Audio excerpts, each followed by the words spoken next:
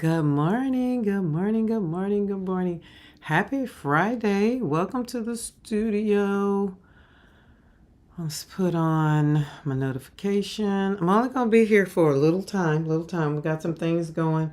I know yesterday I was trying to decide on a schedule for Friday. I do think Fridays is going to be a day that I do come in the studio and do hang out for sure.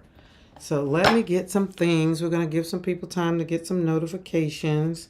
Put phones on. Do not disturb. Y'all, it was cold last night. Sarah says she's on her way. So I got some things last night. All the things that I finished up last night. And I'm going to share as we kind of dig into Bernadette. I missed you last night. Good morning, good morning, good morning. Listen, Bernadette, you need to send me that picture. And send me the picture of them products because we need to make sure we keep our, and I'm about to go out. So we got to stick with our cleanser. We don't care about the lipsticks and all the other things, but we got to stick to that routine for cleansing. All right.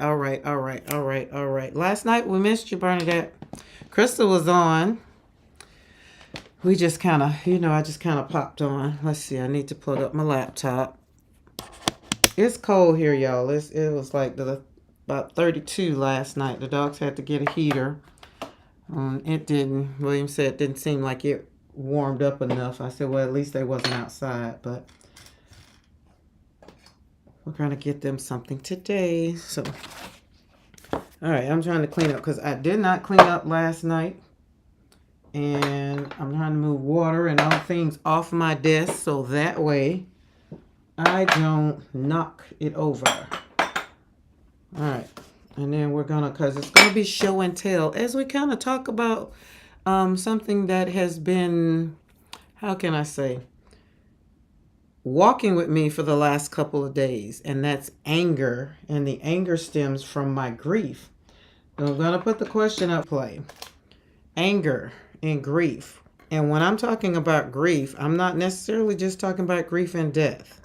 Because everybody grieves things. People lose animals, they grieve. People lose jobs, they grieve. People lose relationships. They grieve for a little bit until they realize, hey, I was better off without him or her. So that could work out. I was working late and didn't realize, oh, don't be working too late now. So we're going to get started. I got everything good. That's good. That's good. All the things. We named a flower yesterday that we painted. Or we named a painting. Yeah, I think we kind of named the flower too. It's McCoy Cosmos Beauty. So get everything ready to go. And we'll flip over to desk time. We get a little FaceTime for 5 minutes. And so the setup I really have. I'm down with the setup. I do FaceTime for about 5 or 6 minutes. And then we go and do desk time. I'm needing to narrow my desk time to about 30 minutes. And then come back on and do another maybe Q&A like 15. Not great. But today we're going to talk about grief, anger and grief. Unveiling the storm. Navigating anger and grief. And when I'm talking about navigating, like I said, grief is not only just death. And that's where I think some people get stuck as when you're talking about grief. It's like, well, I haven't lost anybody. And it's like, well, have you lost a job? Have you lost, have you lost anything? I had to grieve my car. And my husband wrecked the BMW. And the car meant a lot to me, more so because we got it in Germany, all the miles, every country it visited. It took us everywhere. And so I had to grieve the car. And I still, even talk about it now, get a little, oh, I don't have Brandy anymore. So I got a dog and we named her Brandy. I named her Brandy. So that's what I'm talking about when I'm talking about grief. I'm talking about the things that made you cry, right? They really made you cry.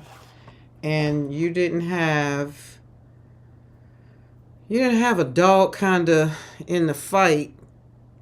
I guess maybe you did, but you didn't because you really didn't want to be there. Who wants to cry over something?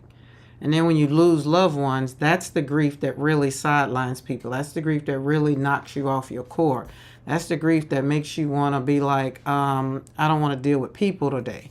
And then you get angry because you're in this place. And so just like it says in the description, it's like anger is powerful and often misunderstood when you're grieving. Especially like in marriage, because I know the other day, literally yesterday, William's like, well, you got anger. It seemed like went from 0 to 60 in a matter of seconds. But actually it didn't. I had already been angry. I was already mad. He just missed the cues of, oh, she's in a mood or she's not feeling, 100. And then I don't have my patience with anger comes in. It's very, very, very, I don't have patience.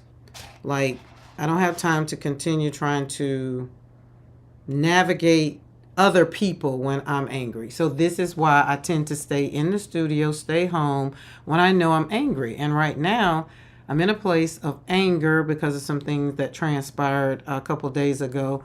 Not of what happened. I'm very much so happy about what happened for the people it happened to. However, it just kind of maybe slapped me in the face and it's like, oh, now there's really a monetary value on the testimony that my son gave.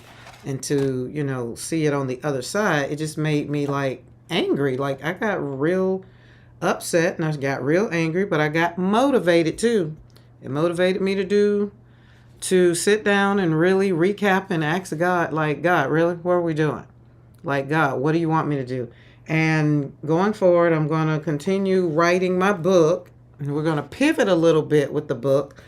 And because more so the book has been talking about my anger and my journey since I've lost my son, since my son was murdered. And I'm going to put it out there so it holds me accountable because, once you put stuff out there and people are looking for it, it kind of makes it where they're going to be like, well, hey, when you done that? Or how far are you in that? Or what are you doing with that? So I'm going to write, my book is now, we're going to title it, because before it was titled But God. And it still can have But God somewhere in there, but I'm not sure. The Untold Story of Joshua Brown through the lens or through the eyes of a mother. So that's the pivot of the book that I've already started. And we're going to center it more on the world doesn't know who he is. He was more than what the papers said he was 5 years ago. He was more than testifying. He was more than what people deemed him to be. And he was more than my son. He's a dad. He was just a lot. He was a very fun, loving guy.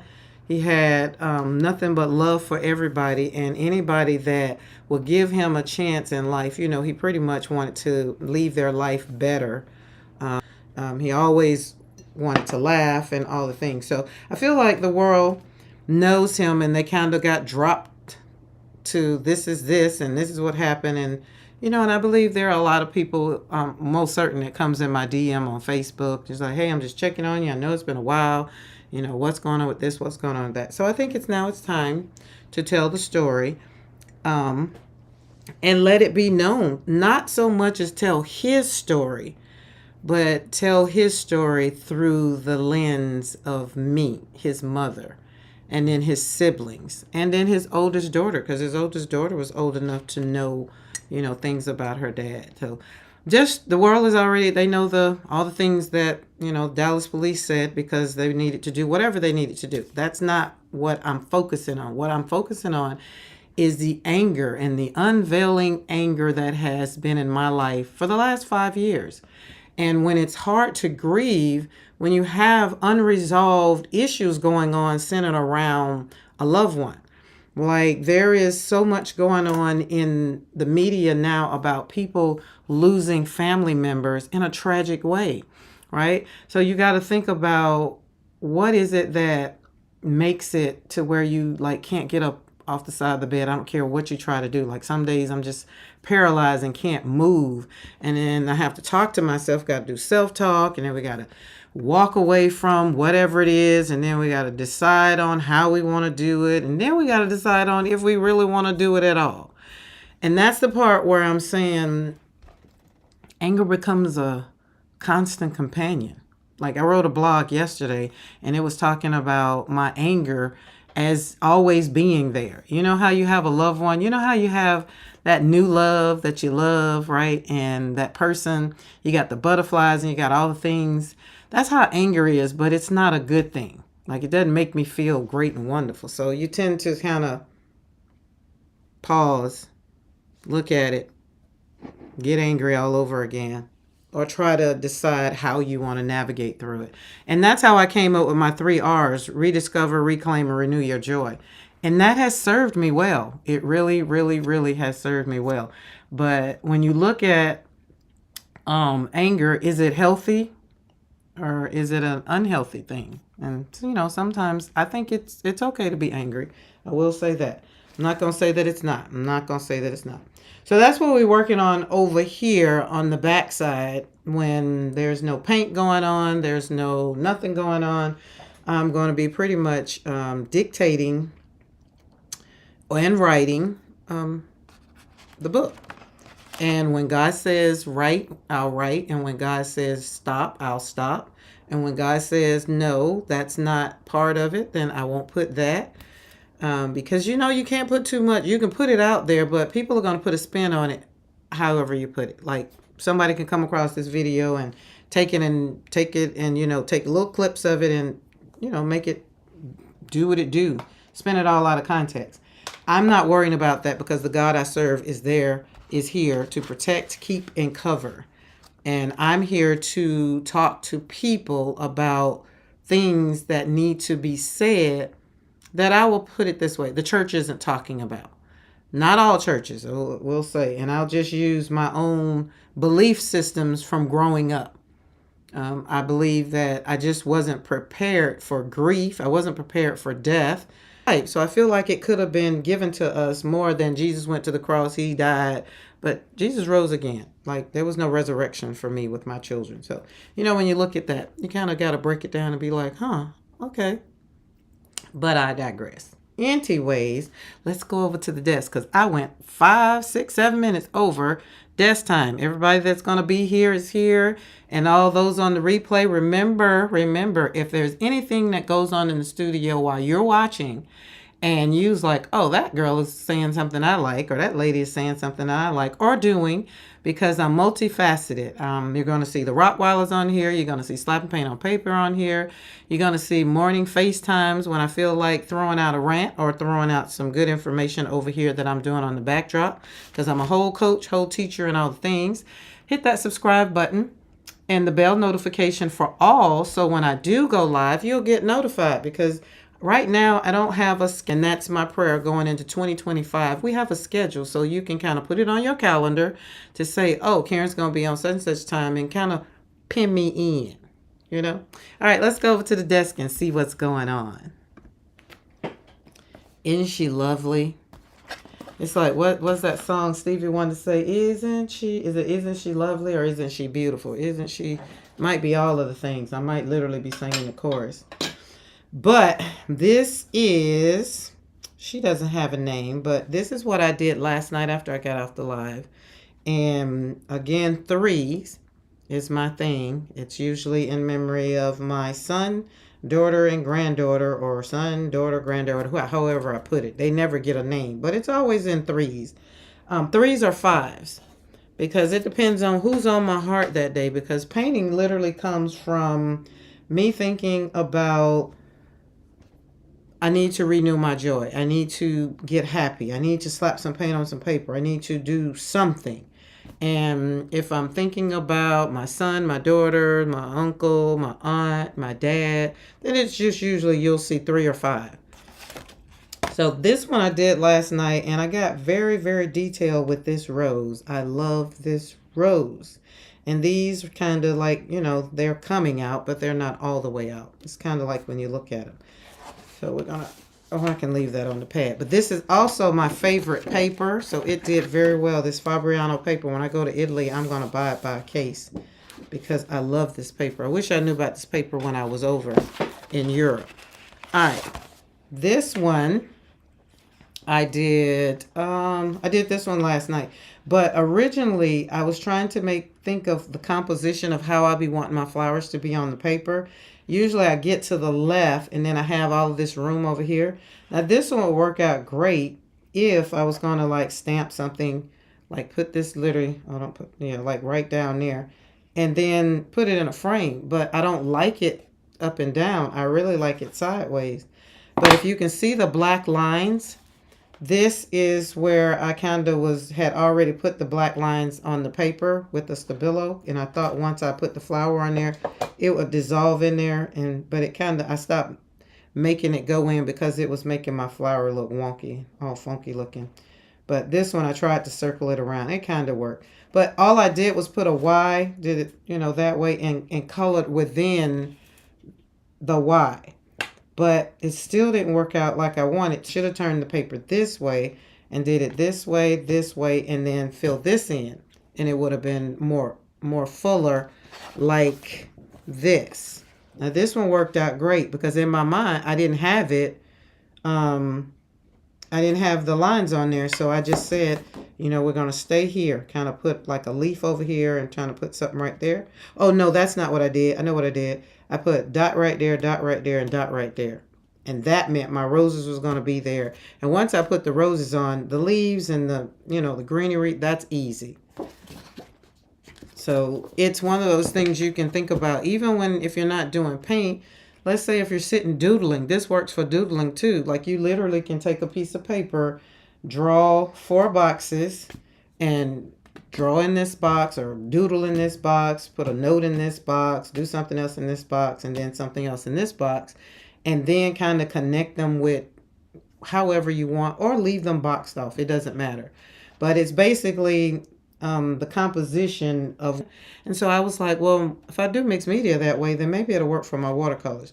So you just kind of want to keep it centered. Now this, I'll end up probably cutting paper, or like I said, I could probably do peace, hope, and joy like right there, or take a scripture, I still can use it, but I don't really want to use it because the black line is down there. And if I go back and try to, because all it is Stabilo, which is a water soluble pencil, but this isn't. It won't work. I'll do something with it. Y'all know I'll do something with it. And then we had, this is the one I actually did on the live last night. As you can see, that one compared to this one is basically the vibrancy and the color. And the roses, remember I told y'all last night I wasn't going to go back and bother this. I kind of did, and then I had to leave it alone. So it dried beautifully. This one dried beautifully. So like I said, they were going to turn out great. My little droplets and things, all of it, it did real good. So I'm pleased with it after the drying, because y'all know last night it was wet. But you look at the two of them, and you just kind of, they're different in so many ways. I like the contrast of the different color leaves on this one. This one, I kept it kind of the same and popped in with the blue-green leaves. And then you got yellow in there because last night I didn't get out of here until like 12:30, but I had to pop in with some yellow because I wanted to make sure I knew when I look back on this that I did feel good. Now, the next one is the one I started this with just cleaning off my palette. Like, this one has paint on it. Now I would wet it and do the same thing. Don't want to waste paint. And that's what I did. It had red in here. And so I just kind of took the brush and just plopped those on here. And then I came back and, did some other ones. So we call these flowers, they're cosmos. So they're McCoy's Cosmos. They're like a Japanese flower that we looked at. And Sean Carter, I don't know why I can remember that man's name, but he came on last night during the live and was saying, because we were all talking about the flower, nobody knew what it was really called. I didn't have a name for it, but he said take a picture of it and then see what comes up. And it was the darndest thing. I actually love it. And so it came up with flowers that was a Japanese cosmos, and then Roddy Parade was on, And she said it looks like a Japanese flower. So we went with that. And then the cosmos stayed. And Sarah called it McCoy's. She said the real McCoy. So we took a little bit of everything and named this whole piece is called McCoy's Cosmos Beauty. And I signed it. And I'm going to put it in a frame. And I did add some embellishments to it to make it kind of pop off the page. And I love it. I like it. Turned out so pretty. And even getting still, you know, peace, hope, and joy is going to be my stamp this year. I still could stamp this with some real pretty glittery paint, maybe. I mean, ink, and put some. What do you call? I could I can't think of that thing now. So if I'm looking at it, embossing. I could emboss it, and you know, who knows. But that was that. Normally y'all can't see what's under here because I would have my white paper up here because I didn't want to have that light right there. But because I realized if I just keep something down, it won't bother me. And probably y'all didn't pay attention to it till I brought it to your attention. But up under this is glass. And up under there I put these flowers. Why? Because I love flowers. And these flowers were blue, and then that one over there. So they kind of motivate me, but I had to uncover them. But the blob, when you look at this flower, that's what I realized with these. This is how I really take my roses and just kind of go around and make it kind of drop. And then you have, these are like individual petals.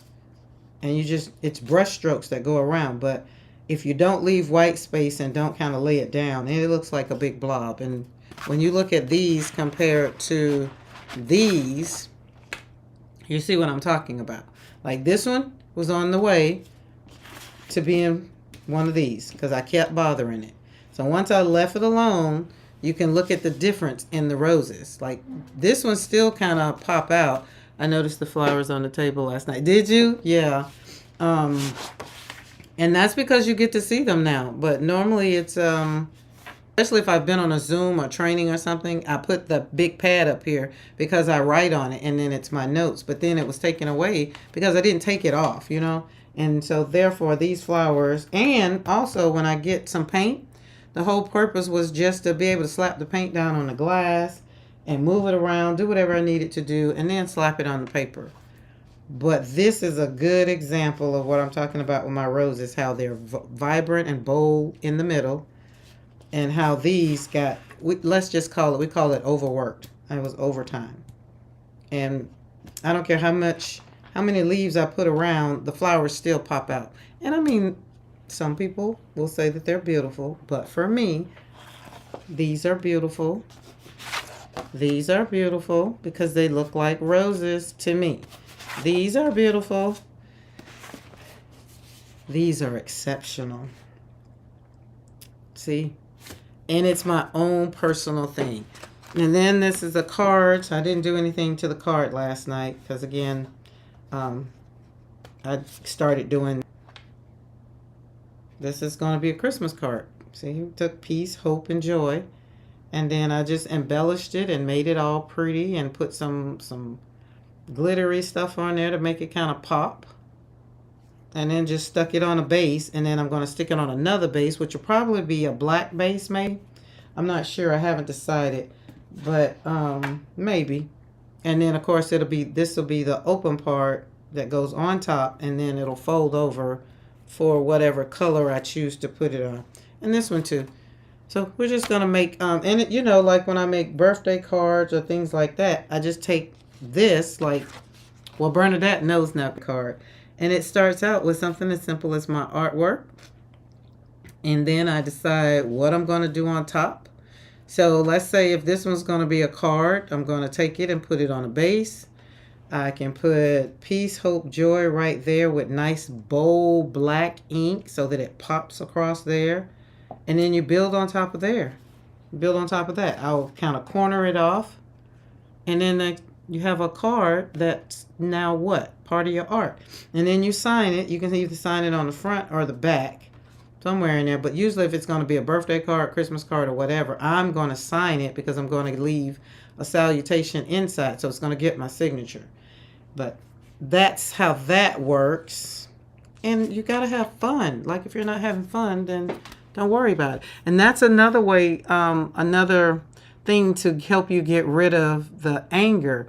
Like when you're not being productive, like your motivation changes, you have an emotional release, which allows yourself to just really cry. That's a good thing. And so sometimes when I'm creating, I haven't had a real good cry, but this week, what was that? Thursday? No, Wednesday. I started. I think this year I've cried more from my son's loss than I did the actual day or year that he died. Because this is the year that a lot of things is like settling. This is the year that a lot of things are coming to a close, and it has made me feel what it made me reflect more so, but it made me acknowledge that I needed to express things very, very constructively. Like it helped me to serve my grief up on a platter, and to stop avoiding it, stop suppressing the anger. And now I'm learning how to really manage it on purpose, right? Like coping strategies that I did put in my blog. Now that I got I saw the paper just fell out. Like you got to acknowledge the anger, you know, denying the anger, and it makes it intensify, and then when somebody says something to you, then you pop off, right? Or people go get a gun and kill somebody. I don't want to do that. I don't carry a gun anyway, but I don't want to, excuse me, I don't want to live in anger. I want peace. Peace is my core value. And the second one is integrity. And the third one is gaining financial wealth. So therefore, I have to be mindful of my anger. I have to set boundaries around my anger. And I have to have a literal physical release, which slapping paint on paper does do that for me. But, you know, walking around the ranch, that I have. The physical, I definitely released my anger in those ways, but I wasn't very mindful and acknowledging that the anger was coming from that place of I'm mad. I'm really mad. I'm really angry, you know, and at the same time, I'm working on forgiveness, y'all. And so that makes me angry when I have to think about the people who killed my son, right? And so that has been some pent up energy. And what I've done this year since the last one for the person in jail, all of that is done now. It just makes me really need to know how to let it go. And that means I'm setting up boundaries. I'm avoiding triggering moments and triggering people. That's why I get on here and I chat with y'all, because I figure if I'm going through these things, other people must be going through these things as well. And I would rather go through these things to help you from a counseling standpoint, because grief counseling, you know, you have a professional, but I don't really do grief counseling because I feel like I'm still grieving myself. So I don't want to be trying to tell other people how to grieve, but I will give direction on where they need to go, what they need to do. And then if they settle and be like, no, I want you, you're straightforward, and you're going to tell me if I'm really not doing the work. Well, if you're not doing the homework, then I don't want to work with you no way, because that means that you just really kind of want to stay stuck in the place that you are, right? So So the therapeutic approaches to getting the unresolved anger, I suggest grief counseling, support groups, and CBT, which is cognitive behavioral therapy, and it helps reframe negative thought patterns contributing to the anger. Okay, that's it for the desk over here. So we're going to go, because I'm not going to be on here, like I said, long. I don't think I have anything else to show. Let's see. Nope, I don't.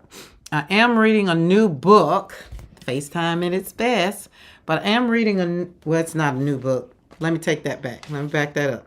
I pulled out an old book that I read years ago, and because of the title, it's a Joyce Meyer's book, and it's 20 ways to make every day better. Simple, practical changes with real results.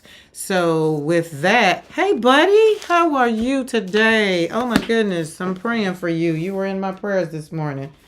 But it made me really catch it, because it says 20 ways to make every day better, right? And this is what it looked like. And I haven't bought a Joyce Meyer book in years, right? Because they seem like they were kind of saying the same thing in just a different way, which made me believe that, maybe she got a new ghostwriter and that ghostwriter wasn't speaking to me anymore. Or I wasn't in that place that I needed those things. But then when I saw this one, when I was looking for, as a matter of fact, I was looking for my Message Bible so I could read and show it to Sarah, and I couldn't find it. So this book was one of the books that I was just like, I ain't read that book in a while. And you know how you open a book up, and literally when you open the book up, you read what you wrote in it like years ago. When I tell you what this book, let me see, I would get them. This one was in 2017. Yep, 2017. 2017 was a good time. I was what you would call speaking, doing all the things, traveling. Life was good. I hadn't lost my son. The family was doing great things. It was just good in 2017. So I guess 20 ways to make every day better wasn't really what I was looking for, because when I look at some of the notes in there, I was just like, They say the past isn't to be let go of, it's for you to learn from. Now, I'm quite sure I wrote that for a time then. I did. But that spoke to me so much today. Like, things that have happened in your past, we don't dwell on the past. We don't want to dwell on the past. We want to kind of let things go. We want to forgive people. We want to move on. Doesn't mean we have to stay in relationship with them, especially if they hurt us. However, God does expect us to still love on them, to still give them, grace. But he doesn't say we have to have a relationship, but he does tell us the greatest of all things. We have to love them. When you look at 20 ways to make every day better, and you open the book up and that's the first thing you saw that you wrote, it made you look at it. So I went through, I'm gonna real quick, I'm going to go through like some of the content. When you awake, right? And that's section 1. And then it's cut off. When you awake, section 2 is new steps to take. Section 3 is patterns to break. Section 4 is before it's too late. Now that's the one that got me. Before it's too late, you want to finish your product, forgive and forget. Then the next chapter tells you to be grateful, and the next one tells you to be amazed. Out of everything that was in this book, that section 4, because you know what, it made me think of death. Like I've gotten notifications of at least 6 deaths within 48 hours. And it was rough for me because 2 of those was children. Mothers are now going to have to bury their child. And that makes my heart hurt, And when I looked at that, the thing that like I told y'all, I'm working on forgiving. And it said, before it's too late, finish your project. What did I just tell y'all? I'm going to be working on that book. So I need to finish that book. Finish your project. This might work for you. Finish your project. Forgive and forget. Now let's go to chapter 18 real quick. Let's see. I want to know what that, like a little synopsis of the Apostle Paul said in this way in Ephesians 4:32, and become useful and helpful and kind to one another, tender-hearted, compassionate, understanding, loving-hearted, forgiving one another readily and freely, as God in Christ forgave you. Man, that's a big pill to swallow. He didn't say because they did this and you can hold a grudge. He didn't say, well, Karen, because they killed your son, you don't have to forgive them. It says crystal clear, as God in Christ forgave you. And that's the part where I have to, in my flesh, it's stuck in my throat. But in my spirit, I have forgiven because I know that I want God to forgive me. So real quick, just think back on yourself. What is something that you need to forgive somebody for and forget it? I have several things that I need to forgive and forget. And trust God that if God keeps the people or the situation of the person in your life, then God's going to give you the fortitude to handle the situation. We have to walk away from some things in order to grow. We have to go through some things in order for God to make us stronger. I've learned that from not one but two children's death. I listened 18 years since my daughter and granddaughter, and I look at the strength that I've gained from the time of walking away from those two caskets, walking down that same aisle to get married, and then still being in that church. It took strength. And it took the love of God. Like, I didn't walk away from God. I did let God know I was angry, as I do even sometimes now. I mean, Wednesday, I told God I was angry. And I told him why I felt that I was angry. I don't believe that God doesn't want us to share our heart. I really don't. And it helps someone else when you share your vulnerability. And that's why I come on here and really in the studio and just be as transparent as I can. Because I've been called for this. Do I want to? No, I would love to just go have my cup of coffee, sit out there on the deck. You can see it's a beautiful day out there. It's a little cold. However, when you've been called to do a thing, you got to get about your Father's business. It ain't your business. It's God's business. Do I want to talk about my son? No. Not to the world, because I feel like the world just dropped him. Or did the world just kind of pause and are waiting? Like, are they just waiting? And being that God keeps putting people in my path that are having these dreams, that are having these conversations in their dreams with their people about what they saw and what they seen, then that means I need to get about my business. And therefore, talking about my children heals me. Talking about my journey heals me, because I know somebody out there has lost. Somebody has lost a job, lost a relationship. Grief, like I said, it's more than just death.